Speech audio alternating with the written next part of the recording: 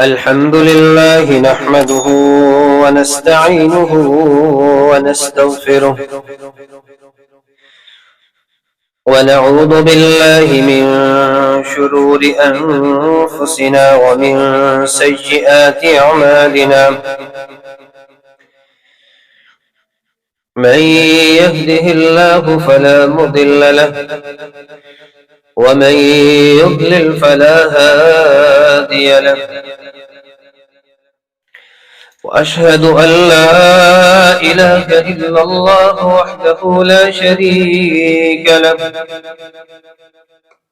وأشهد أن محمدا عبده ورسوله.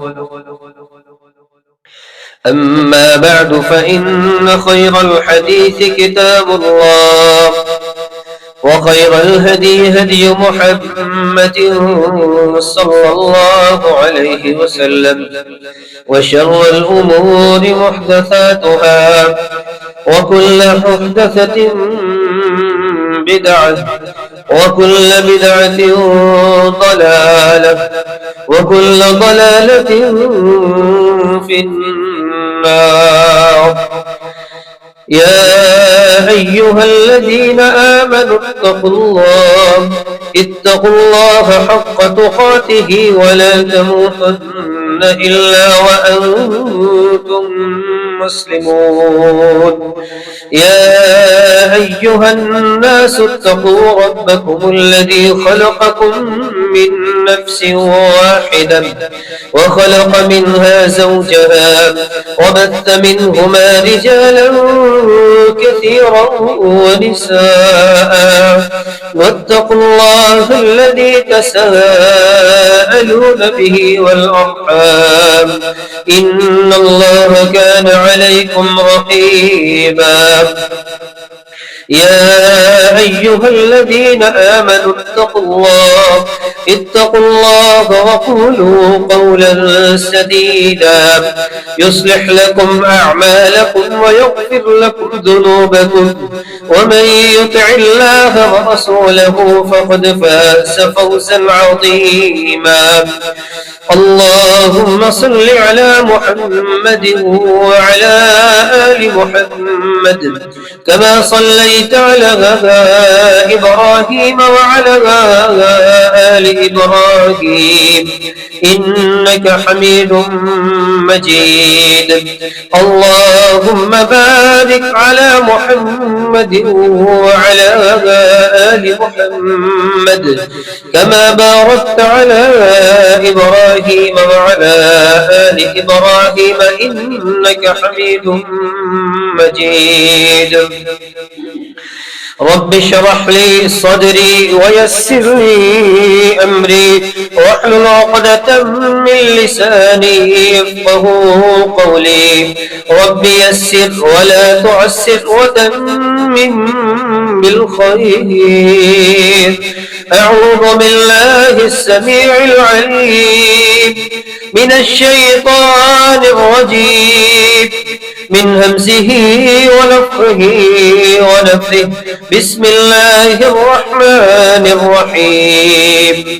ما كان محمد أبا أحد من رجالكم ولكن رسول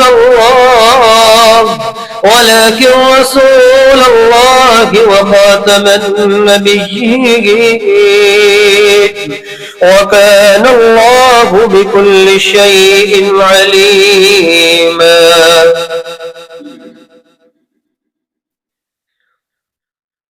हर किस्म की हमदोसरा किबरियाई, बड़ाई, शहनशाही, यकताई अल्लाह वहदहु ला शरीक के लिए, जो मालिक मुल्क खालिक कुल है।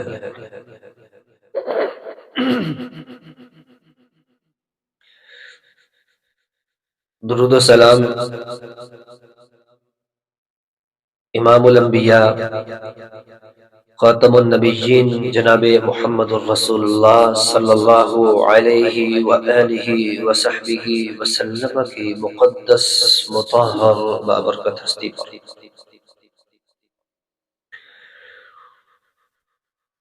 جن کو اللہ نے نبوت کے خوبصورت محل کی آخری اینٹ بنا کر مبعوث فرمایا ہے۔ رحمت اور بخشش کی دعا جناب اہل بیت اطہار کے لیے، صحابہ کرام کے لیے، تابعین اعظام کے لیے، فقہاء کرام کے لیے، محدثین اعظام کے لیے، علماء کرام کے لیے،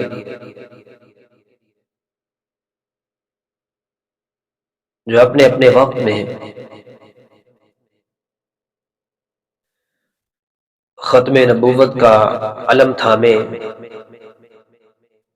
تاجدار ختم نبوت کی تعلیمات کو لے کر دنیا کے طول و عرض میں اپنی بساط اور ہمت کے مطابق آپ کے افکار تعلیمات کو دنیا تک پہنچاتے رہے، علم وحی کو پڑھتے رہے، پڑھاتے رہے، سیکھتے رہے، سکھاتے رہے۔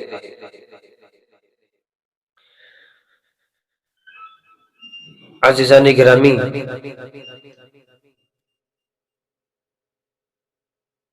8 ہجری کا موقع ہے۔ نبی اکرم صلی اللہ علیہ وسلم مدینہ سے مکہ کی طرف سفر کر رہے ہیں، اور یہ سفر فتح مکہ کا ہے،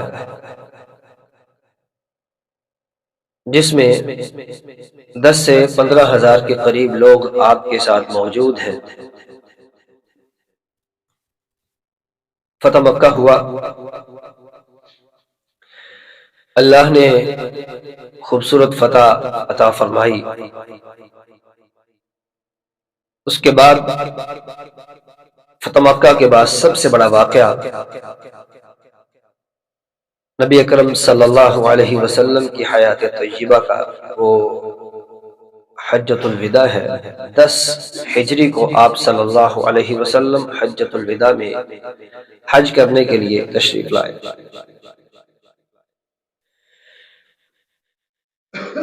وہ صحابہ کرام جو 2 سال پہلے، 1.5-2 سال پہلے 10 سے 15 ہزار تھے، اب کی باری میں 1.25 لاکھ کے قریب صحابہ کرام ہیں جو آپ صلی اللہ علیہ وسلم کے ساتھ حج کر رہے تھے۔ یہ اتنا بڑا فرق، یہ اتنی بڑی بات، یہ اتنی تعداد کا جو فرق ہے، اس کے اسباب میں ایک سبب یہ بھی تھا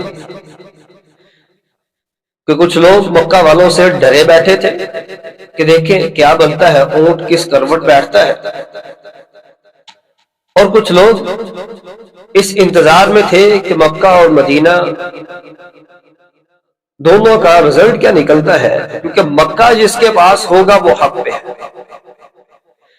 اس لیے کہ ہاتھیوں والا واقعہ ان کے سامنے تھا، انہوں نے خود دیکھا تھا یا اپنے بڑوں سے سن رکھا تھا کہ ہاتھیوں پہ حملہ کرنے ایک کافر آیا تھا، اللہ نے اس کو نیست و نابود کر دیا تھا۔ لیکن جب مسلمانوں کو اللہ نے مکہ بھی عنایت فرما دیا، پھر ان لوگوں نے یہ طے کر لیا کہ اسلام دین حق ہے، ان الدین عند اللہ الاسلام۔ تو پھر اللہ نے وہ دن دکھائے کہ یدخلون فی دین اللہ افواجا، کہ دین اسلام میں نصرت اور فتح کے آ جانے کے بعد دین اسلام میں لوگ فوج در فوج، کتار در کتار داخل ہو رہے تھے، اور روزانہ کی بنیاد پر کئی کے وفد، کئی کے قبائل کے لوگ آپ کے پاس آتے تھے۔ اسی دورانیے میں 8 ذوالحج سے 9 ذوالحج کے درمیان یہ سارا واقعہ رونما ہوا کہ لوگ جوک در جوک اسلام میں داخل ہو۔ انہی لوگوں میں 9 ہجری میں بنو حنیفہ ایک قبیلہ ہے، وہ بھی آپ صلی اللہ علیہ وسلم کے پاس حاضر ہوا۔ سب لوگ موجود تھے، لیکن اس میں سے ایک بندہ جس کا نام مسیلمہ تھا وہ نہیں آیا۔ آپ کو بتایا گیا کہ ایک آدمی ہے، وہ کہتا میں تو نہیں جاؤں گا آپ کے پاس، آپ صلی اللہ علیہ وسلم کیونکہ انانیت اور ذاتی مفاد مقصود نہیں تھا، مقصود تو للہیت تھی، علی کلمت اللہ تھا، اس لیے ہم اس کے پاس چلے گئے۔ آپ صلی اللہ علیہ وسلم اس کے پاس پہنچے، اس نے کہا کہ جو نبوت آپ کو ملی ہے نا، اللہ نے اس میں سے کچھ حصہ مجھے بھی دے دیا، میں آپ کی نبوت میں شریک کار ہوں، اور میں چاہتا یہ ہوں کہ آپ کے بعد آپ کی سیادت، آپ کی قیادت، آپ کی امامت، اس کا حقدار میں ہوں، اس لیے آپ مجھے عنایت فرمائیں۔ آپ صلی اللہ علیہ وسلم نے جب اس کی بات سنی تو آپ کو آپ کے خواب کی تعبیر مل گئی تھی، آپ نے ایک خواب دیکھا تھا، اس میں یہ بات ظاہر کی گئی تھی کہ نبوت کے دعوے دار آنے والے، اور آپ کو کہا گیا کہ ان کو پھونک مار دیجئے، تو دونوں جو علامتیں تھی وہ دونوں ختم ہو گئی تھی آپ کی پھونک سے۔ آپ نے فرمایا میری خواب کی تعبیر ہے کہ میری زندگی میں نبوت کے دعوے دار اٹھ کھڑا ہوا ہے۔ تو آپ صلی اللہ علیہ وسلم نے اس کو کہا لو سألتنی هذه القطع، آپ کے ہاتھ میں لکڑی کا ٹکڑا تھا، آپ نے فرمایا اگر اس میں سے اس ٹکڑے میں سے، اس لکڑی کے ٹکڑے میں سے بھی ٹکڑا مانگے گا تو میں محمد رسول اللہ صلی اللہ علیہ وسلم تجھے وہ بھی دوں۔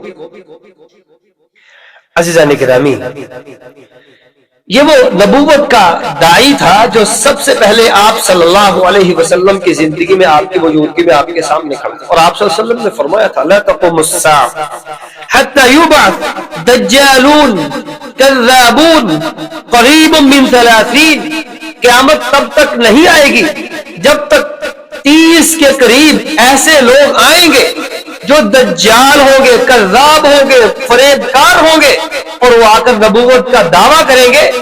یہ وہ لوگ ہوں گے جو کذاب بھی ہے، دجال بھی ہے، نبوت کا دعویٰ بھی کر رہے ہوں گے، کلہم یزعم انہ رسول اللہ، سب کے سب یہ گمان رکھیں گے کہ ہم اللہ کے رسول ہیں۔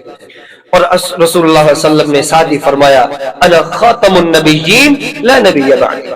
لوگوں یاد رکھنا، نبوت کے ایک محل کی جو اینٹ ایک باقی تھی، ایک پتھر جو باقی تھا، اللہ نے میرے ذریعے اس محل کی تعمیر مکمل کر دی ہے، اب وہاں پر کسی بھی چیز کے ذرا برابر بھی گنجائش نہیں ہے۔ قل یا ایھا الناس انی رسول اللہ الیکم جمیعا وما ارسلناک الا کافۃ للناس، اللہ کے بندوں میں جو اللہ نے تم ساری انسانیت کے رسول بنا کر بھیجا، وما ارسلناک الا کافۃ للناس، میں آپ کے پاس پوری انسانیت کے لیے، قیامت کی دیواروں تک کے لیے نبوت کا تاج پہن کر آیا ہوں۔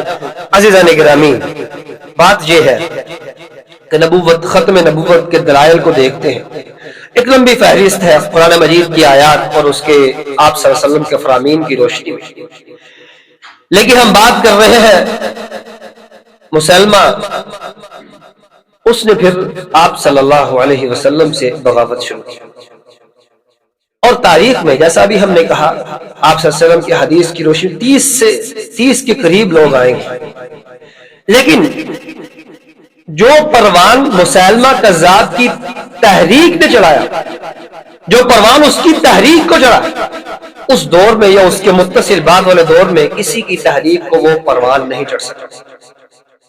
سبب یہ تھا اس تحریک نے، مسلمہ کذاب کی تحریک نے لبادہ مذہبی ہو رہا تھا، اور مذہب کی بنیاد پر، مذہب کا نام لے کر کام اس نے سارے سیاسی کیے، باقاعدہ اپنی ریاست بنائی، اپنی فوج، اپنا سارا سسٹم اور نظام وہ بنا کر وہ کیا کیا، دنیا کے سامنے اس کو پیش کر دیا۔ اور عزیزان گرامی، جب اس بنتی ہوئی ریاست کو صحابہ کرام نے دیکھا، ابوبکر صدیق رضی اللہ عنہ کے حکم پر پھر اس کی سرکوبی کے لیے صحابہ کرام تشریف لے گئے، اور اس بہت بڑے فتنے کا الحمدللہ قلع کما کر دیا گیا۔ عزیزان گرامی، جھوٹے نبوت کے دعوے دار، ان کی تاریخ پھر چلتی رہی، جیسے کہ آپ صلی اللہ علیہ وسلم نے فرمایا تھا کہ نبوت کے دعوے دار اٹھے، لیکن بطور ریاست کے مسلمہ کذاب کے بعد کسی نے سر نہیں اٹھایا سوائے ایک شخص نے، جس کا نام مرزا غلام محمد قادیانی ہے۔ پہلی تحریک وہ مسالمہ کذاب کی جس نے پروان چڑھایا، جو پروان چڑھی، اور اس کے بعد جو تحریک جھوٹے نبی ہونے کے، جھوٹے نبی اور جھوٹی نبوت کی بنیاد پر تھی، وہ تحریک مرزا غلام احمد قادیانی کی تھی۔ اس نے بھی بالکل وہی سٹائل اختیار کیا، وہی طریقہ کار اختیار کیا جو مسالمہ کذاب نے کیا۔ مسالمہ کذاب نام دین کا لیا، مذہب کا لیا، لیکن سارے کے سارے کام سیاسی کیے۔ بالکل سیم ٹو سیم یہی صورتحال مرزا قادیانی کی تھی۔ نام مذہب کا ہے لیکن ایجنٹ کسی اور کا رہا، کام اس نے سارے کے سارے سیاسی کیے، اور پھر مسلمانوں کے درمیان سیاست کی بنیاد پر مذہب کو اتنا اس نے اس کا گراف نیچے کیا کہ شاید اس کی نظیر مسلمانوں میں کہیں اور ملتی ہو۔ اور عزیزان گرامی، تاریخ اس بات کی شاہد ہے، 23 مارچ 1940 کو جب قرارداد پاکستان منظور کی گئی تو مرزا کا بیٹا مرزا محمود، اس نے 15 جولائی 1940 کو اپنی ریاست کی قرارداد تیار کی، جس میں ایک نقشہ بنایا، جس نقشے میں گرداسپور جو اس وقت انڈیا پنجاب میں ہے، مشرقی پنجاب، قادیان اور کرتارپور، یہ ایک نقشہ بنا کر اس نے اپنی کمیونٹی میں وہ قرارداد بھی پیش کی کہ ہم اپنا الگ ایک سٹیٹ، اپنی ریاست اور اپنا سٹیٹ الگ سے بنائیں گے، اور یہ ہمارا ایک پورا کا پورا نقشہ ہے جس کو ہم اپنی سٹیٹ کے طور پر دیکھتے ہیں۔ اور اسی پر بس نہیں ہوئی، بلکہ یہ قرارداد باقاعدہ حکومت برطانیہ کو پیش بھی کرتی ہے۔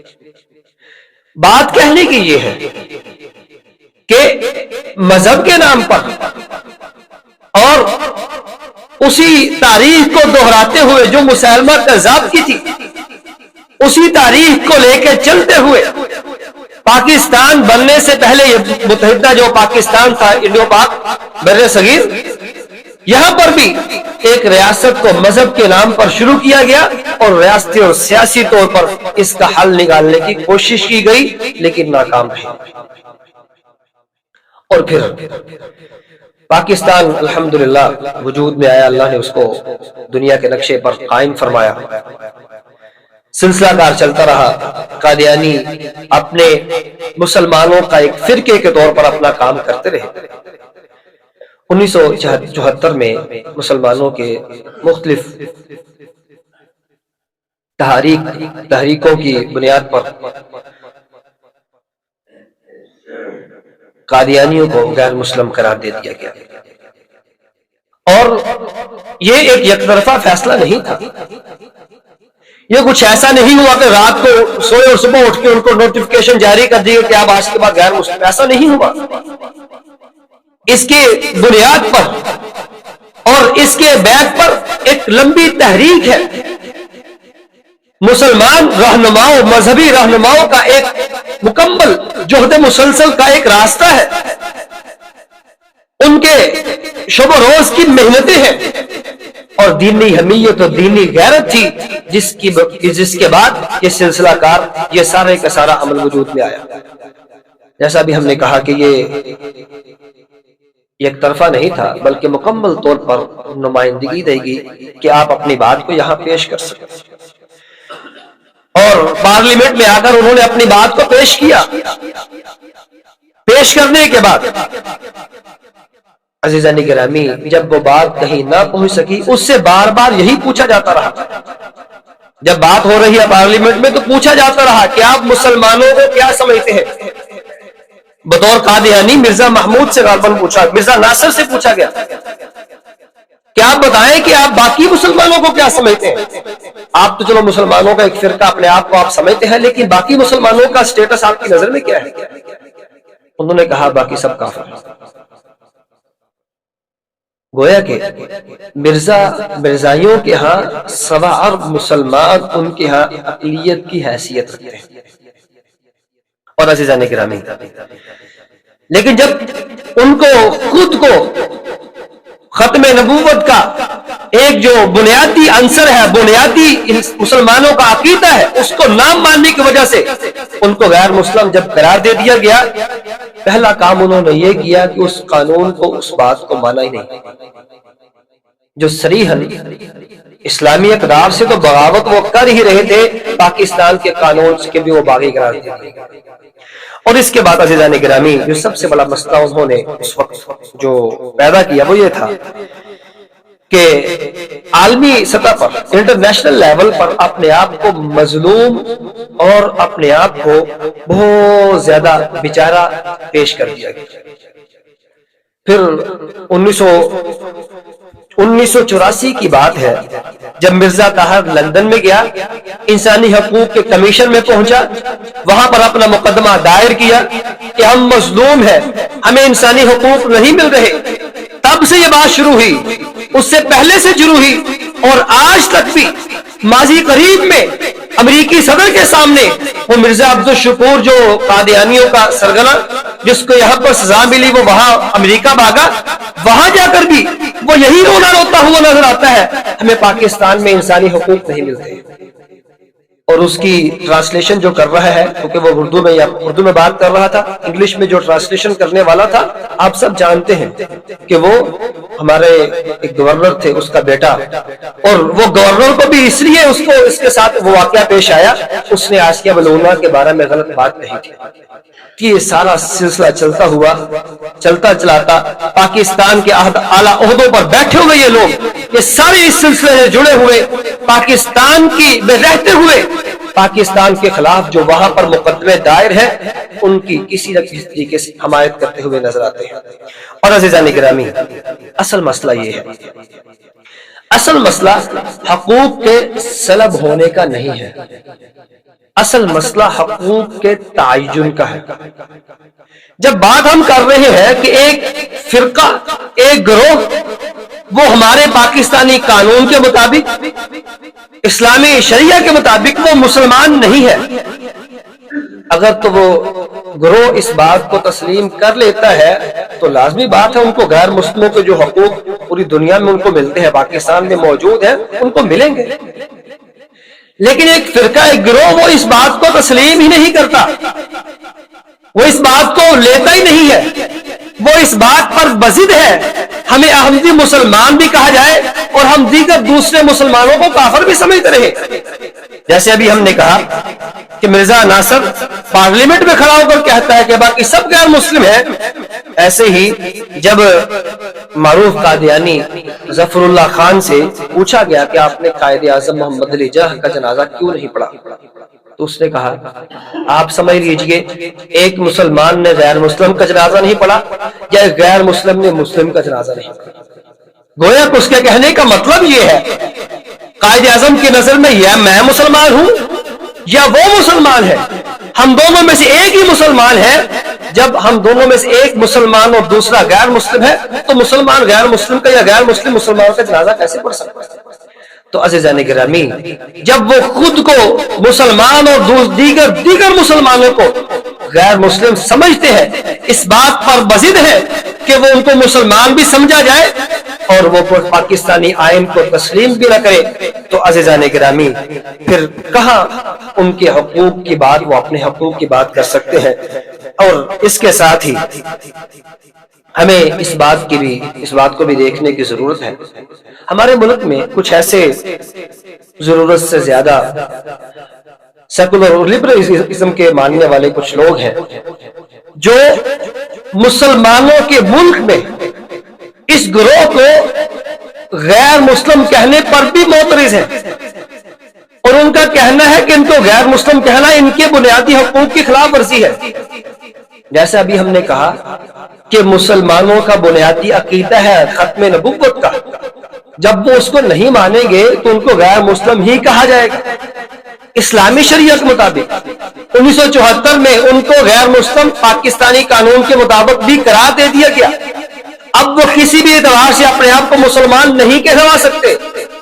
اس کی مثال یوں لے لیجئے، اگر ایک آدمی عیسائیوں کے یا ایک گروہ عیسائیوں کا جو بنیادی عقیدہ ہے عیسیٰ اللہ کے بیٹے ہیں، اگرچہ ہم اللہ کے بندے مانتے ہیں، اور مریم علیہ السلام اور اس کے ساتھ جو انجیل ان کی بنیادی آسمانی جو کتاب تھی اس کے حوالے سے بنیادی عقائد جو عیسائیوں کے ہے وہ گروہ ان کے بنیادی عقائد نہیں مانتا، ایک گروہ عیسائیوں کے بنیادی عقائد نہیں مانتا، کیا عیسائی اس کو بطور فرقہ عیسائیت میں تسلیم کریں گے؟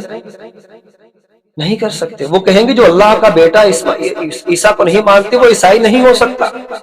لیکن ایک گروہ اس میں ضد کرے کہ ہم عیسیٰ کو اللہ کا بیٹا نہیں مانتے لیکن ہم پھر بھی عیسائی گروہ بننا چاہتے ہیں، کبھی نہیں تسلیم کیا جائے گا۔ ایون کہ یہودیوں کی بات تو اور بھی اس سے بڑی ہے۔ یہودی کسی ایسے بندے کو جو یہودی نسل نہیں ہے، خود یہودی ہونا چاہے، اس کو یہودی مانتے ہی نہیں۔ یہودی ایسا مذہب ہے جس کی تبلیغ نہیں کی جا سکتی۔ وہ نسلی جو یہودی اس کو یہودی مانتے، باقیوں کو نہیں مانتے۔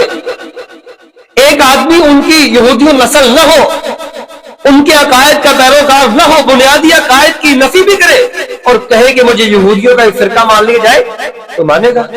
اور یہ لوگ جو ہمارے درمیان موجود رہتے ہماری جڑوں کو جو کاٹنے والے ہیں وہ کبھی بات نہیں کریں گے، کبھی آپ کو بات کرتے نظر آئیں گے نہیں۔ لیکن مسئلہ صرف یہ ہے کہ اسلام، مسلمان اور اسلام کا نام لینے والا، کیونکہ وہ آسان ہدف ہے اس لیے بات کرنی آسان ہے۔ تو عزیزان گرامی، ان ساری باتوں کا خلاصہ یہ ہے کہ اسلام اس کے بنیادی عقائد ہے، اس کے دو بنیادی عقائد، لا الہ الا اللہ محمد الرسول اللہ صلی اللہ علیہ وسلم۔ لیکن اس محمد الرسول اللہ صلی اللہ علیہ وسلم کی رسالت، خاتم النبیین جب تک نہیں مانا جائے گا وہ رسالت کا اعتقاد اور ایمان کبھی تسلیم نہیں کیا جائے گا۔ جو شخص بھی اس بنیادی عقیدے کی نفی کرتا ہے وہ مسلمان نہیں ہو سکتا۔ بہت سے دلائل اس پہ موجود ہیں۔ دوسری بات، ہم ایک ریاست اسلامک اسٹیٹ میں رہ رہے ہیں، اس اسٹیٹ کا قانون اور لا بھی یہی ہے کہ وہ مسلمان نہیں کہلوا سکتا۔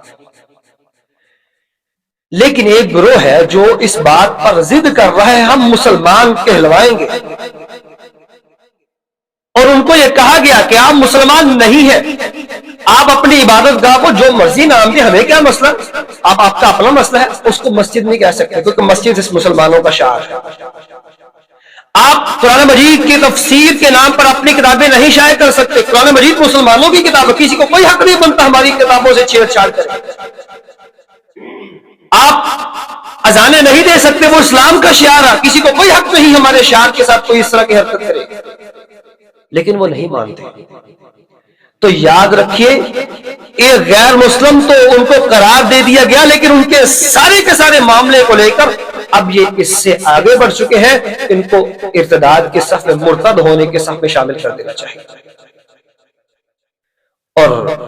لیکن جب ہم یہ بات کرتے ہیں، پھر قادیانی اور قادیانی نواز وہ لابی، اگرچہ مسلمانوں کا لبادہ اڑے ہوئے، وہ ان کو انسانی حقوق یاد آتے ہیں۔ یقین کیجئے پاکستان کی تاریخ 1973 سے لے کر ابھی تک جتنا ان کو نقصان ہوا، اس سے کہیں زیادہ مسلمانوں کا نقصان اس ملک میں ہو چکا۔ گویا کہ یہاں جو نقصانات ہو رہے ہیں یہ کسی مذہب اور فرقہ کی بنیاد پر نہیں ہے، یہ تو ہمارا مسئلہ جو دہشت گردی کو اس بنیاد پر اللہ تعالیٰ ہماری اس سے بھی جان چھڑائیں گے۔ لیکن اس جو چھوٹے چھوٹے واقعات کو بنیاد بنا کر انٹرنیشنل لیول پر جا کر پاکستان کی جو بدنامی ہے، یہ کسی بھی اعتبار سے اسلام کی اور پاکستان کی بدنامی یہ قبول نہیں کی جا سکتی۔ اور عزیزان گرامی، یہ سارے کا سارا مضمون اور آج کا یہ خطبہ اس کو بیان کرنے کا ایک مقصد ہے، اور اس کا ایک پس منظر ہے۔ وہ پس منظر ہمارے محترم چیف جسٹس صاحب کا وہ ایک فیصلہ ہے جو ہمارے سامنے آیا۔ ایک قادیانی نے قرآن مجید کی تفسیر شائع کی، پرانی بات، اس کا فیصلہ سناتے ہوئے چیف جسٹس صاحب نے اپنا فیصلہ سنایا۔ اس کے دو پہلو ہیں۔ پہلا پہلو وہ خالصتاً قانونی ہے، قانون کی شقیں ہیں، جو فیصلہ ہمارے سامنے آیا ہے اس میں ماہرین نے بات کی ہے، ہم اس پر بات نہیں کر رہے۔ قانونی شقیں ہیں، ماہرین اس پہ بات کر رہے ہیں اور ہمارے سامنے وہ کچھ چیزیں موجود ہیں، لیکن ہم بات کریں گے چیف جسٹس صاحب کے فیصلے کے دوسرے حصے۔ جس پہ انہوں نے اپنے فیصلے کے بعد جو قانونی اعتبار سے تھا، جو شکر کو بیان کر کے انہوں نے فیصلہ دیا، اس کا دوسرا حصہ جو بیان کیا اس میں انہوں نے قرآن مجید کی آیات کو بیان کر کے اپنے فیصلے کو بیان کیا۔ ہمارا مدعا وہ دوسرا حصہ ہے۔ پہلی بات انہوں نے کی لا اکراہ فی الدین، دین میں کوئی زبردستی نہیں ہے۔ اس سے اخذ یہ کیا گیا کہ دین بہت ہی لائٹ ہے، اس میں کوئی شک، الدین یسر، رسول اللہ میں دین بڑا آسان ہے، لیکن یہ اخذ کیا جانا کہ دین بالکل اس میں کوئی سختی نہیں، اس کا مطلب یہ ہے کہ دین میں کوئی آئے کوئی جائے یہ کھلواڑ کرے، یہ آیت کے معنی سے کبھی نہیں نکلتی۔ اس آیت کی بنیاد پر دین اسلام سے کھلواڑ کرنے کی اجازت نہیں دی جا سکتی۔ معنی اس کا یہ ہے کہ اسلام میں کوئی نہیں داخل ہونا چاہتا، آپ اس پر زبردستی نہیں کر سکتے، لیکن اس کا معنی ہرگز نہیں جو اسلام سے غداری کرے اس کو چھوڑ دیا جائے، وہ بھی اپنی مرضی کرے، یہ ایسا نہیں ہو سکتا۔ دنیا کے قانون کے مطابق غدار وہ کسی بھی قانون کسی بھی قومیت میں کبھی بھی بخشا نہیں جا سکتا، ایسے دین کا غدار بھی نہیں بخشا جا سکتا۔ یہ غلط تشریح جب کی گئی، دوسری آیت انہوں نے پڑھی اِنَّا نَحْنُ نَزَّلْنَا الذِّكْرَ وَإِنَّا لَهُ لَحَافِظُونَ۔ اللہ تعالیٰ نے قرآن مجید کو نازل کیا، رب فرماتے میں اس کی حفاظت بھی کروں گا۔ جب رب نے کہا ہے کہ اس کی حفاظت میں کروں گا تو پھر مسلمانوں کو کیا حق بنتا کہ وہ قرآن مجید کی حفاظت پر بات کریں؟ یہ ایسی تشریح ہے جس نے اصل معنی کو بالکل بدل کر رکھ دیا۔ یہ کیسے ہو سکتا ہے؟ اللہ نے کہا میں حفاظت کروں گا، لیکن مسلمان کے سامنے کوئی غلط تشریح کری جائے، اس کا قرآن مجید کا کوئی توہین کری جائے، لیکن وہ ہاتھ باندھے کھڑا رہے، کیا وہ کہے کہ حفاظت تو اللہ نے ذمہ لی ہے، ہم کیا کریں؟ یہ تشریح ایسی ہے جو بالکل معنی کو الٹ کر دیتی ہے۔ تیسری بات انہوں نے کہی کہ ہمارا پاکستانی آئین وہ مذہبی آزادی دیتا ہے، لیکن اس کے ساتھ دوسری بات کو بھی شامل کر لیتے تو زیادہ بہتر ہوتا۔ مذہبی آزادی موجود ہے، لیکن اس کا مطلب یہ نہیں کہ کسی دوسرے مذہب یا کسی بھی مذہب کے اعتبار سے ان کی بنیادی ان کے عقائد کو ہوا میں اڑا دیا جائے۔ یہ مذہبی آزادی کا مطلب شتر بے مہار نہیں ہے، بلکہ مذہبی آزادی یہ بھی ایک لمیٹڈ ہے جس کو اپنی حدود میں رہ کر اس کو کام کیا جائے گا، جیسے حدود کو کراس کیا جائے گا۔ وَمَن يَتَعَدَّ حُدُودَ اللَّهِ فَقَدْ ظَلَمَ نَفْسَهُ، اللہ کی حدود کو کراس کرنا اللہ کسی بھی صورت قبول نہیں کرتے۔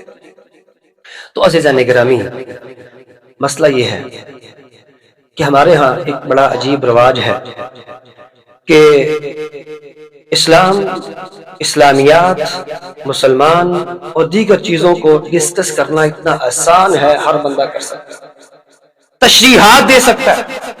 عام کا ڈاکٹر ناک کے بارے میں بات نہیں کرتا، صرف سرسری بات کرے گا لیکن ایسا شخص جس کو اس کی تشریحات کا علم نہیں ہے، وہ بیٹھا آرام سے تشریحات کرتا تو اس کو کوئی پرواہ نہیں، آسان ہدف بنا دیا گیا۔ اور دوسری بات یہ ہے عزیزان گرامی، آج کے زمانہ میں بھی جب مرزا کا اس وقت کا جو خلیفہ ہے اس سے پوچھا گیا ہم پاکستان میں اپنی اسٹیٹ کب قائم کریں، کب آزادی سے رہیں، اس نے کہا جب تک ممبر اور محراب موجود ہے، جب تک یہ طبقہ موجود ہے، ہم آزادی سے اپنا کام نہیں کر سکتے۔ یہ وہ نقطہ تھا جو سمجھانے کی کوشش کی جاتی۔ اللہ کے بندو، مسجد اور محراب یہ ہمارا وہ اسلامی جو بنیادی عقائد ہے اور اسلامی اخلاقیات، اس کے شعار کو مجتمع کرنے کی علامت ہے، اس کی قدر کرنی چاہیے۔ اور آج بھی اگر اس نقطے کو کسی نے اٹھایا ہے تو سچی بات یہ ہے اسلام کی صرف غلط تشریحات کی بنیاد پر، ورنہ شخصیات اپنی جگہ پر معتبر ہی ہوتی ہیں، لیکن غلط تشریحات کی بنیاد پر آج ممبر و محراب بھی اور اسی طبقے سے تعلق رکھنے والے لوگ ہی اس بات کو بتا رہے اللہ کے بندو اپنا کام کرو، غلط تشریحات نہ کرو۔ تو عزیزان گرامی، ہمیں ان ساری چیزوں کو سمجھنا ہے اور اسلامی شریعہ کو بھی اور پاکستانی قانون کو بھی اور دیگر چیزوں کو مد نظر رکھتے ہوئے اپنے بنیادی عقائد کو سمجھنا ہے اور اس کے مطابق مسلمانوں کو لے کر چلنا ہے۔ اللہ تعالیٰ ہمیں اس کی توفیق سے نوازے۔ السلام علیکم۔